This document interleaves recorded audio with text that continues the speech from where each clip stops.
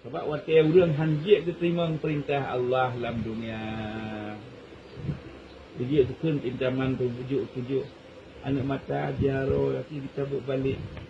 Jadi halik dia jaro halik dia tahumat mata hanali dia malam. Dan dugduyung hanjit dia dengar. Sudah Allah. Rabbi lima hasyartani a'ma waqad kuntu basira. Ya Allah, pun lebih je lum turun buta. Pun yang hajat li ke manusia. Anali jaro kamu bah kaki kamu bah kamu hajat ke apa tukang manusia, hajat ke bumi. Maka ya Allah hurum dan dunia cukup bantuan orang hajat turun ni. Lagi dalam dunia katua perintah lum, film tua perintah ketujuan kah. Ubin yang kagebiannya coba balik. Lebih apa? Ya. Dia yang kuat dia nak tiap ke neraka. Wa tatruk lam neraka iza ulqu fiha sami'u laha shaqiyaw wa hiya tafur. Urang klik hendak orang pegah dalam neraka. Urang kemerik hendak orang klik dia pegah. Wa kena klik getiak dia tanya takadu tamayazu minal qaidi kullama ulqiya fiha fawjun sa'alahum khazanatuha alam ya'tikum nazir. Watai kadu alam dunia jamun naso ya pegah lagi dengan peristiwa so yang Tuhan Allah lebih syurga, so yang masjid disumpah neraka lagi dengan dahsyat kata so qalu bala qad ja'ana nazir.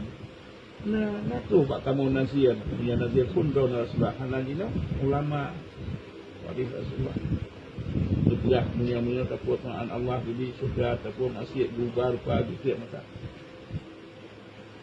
Kamu dengar nah tu nazir.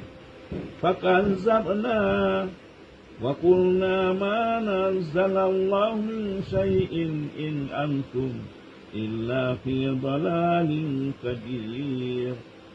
Kamu sulit. Waktu kamu dengar nasihat apa? Apa itu tengku?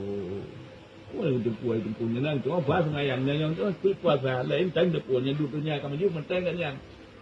Itu nanti yang kadang iya tahu. Ya, hakatnya kamu anggap remeh, kamu sulit.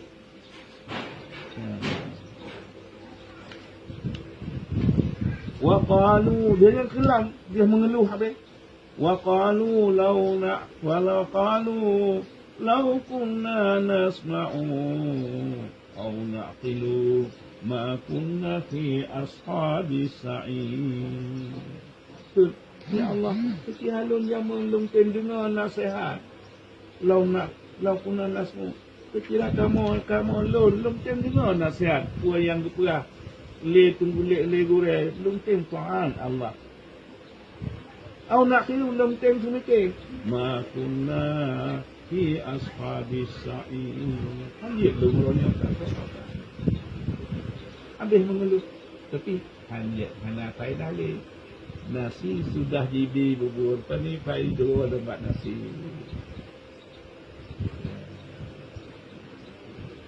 Habis sakit ni apa dia? Dia tak terima dia puannya ifah tak jauh nyangka kita. Baiklah.